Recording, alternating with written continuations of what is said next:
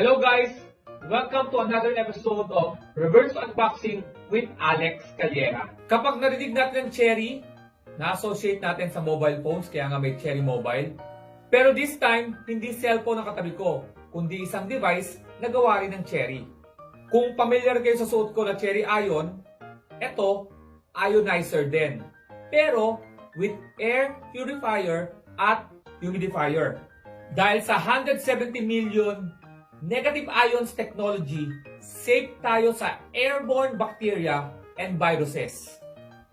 Safe ang air natin mula 20 to 30 square meters radius vicinity. Gano'ng kalaki yun? Mula dito hanggang dun. Dinidestroy nito ang pollutants na nagkukos ng asthma and allergy. Pollutants, hindi pulutan. Iba yun. Pinupurify niya ang air para healthy ang hinihinga nating hangin. Parang ako, pure. Dahil alam na natin kung ano ginagawa ng cherry ionizer with air purifier and humidifier, i-reverse unboxing na natin siya. Or boxing, pero mas maganda ang reverse unboxing. Walang basagan ng trip. Let's do this. Yan, may lalagyanan siya ng water kasi nga for yung humidifier. Yan. Lalagyan niya ng water tapos lalagyan niya dyan. Yan. Tapos, of course, meron tayong andyan pa rin ng manual, saka yung power cord, di ba? So, pagkatapos natin ma-check, nandiyan lahat yan, kunin natin ang plastic, which is pinaka-importante sa isang device. Lalagay natin sa plastic. Yan.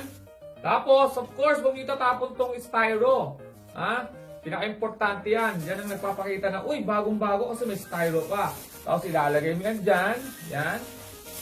Okay? Tapos ilagay mo itong styro. Ngayon, pasok na natin sa box ang ating cherry ionizer. Okay? Pasok.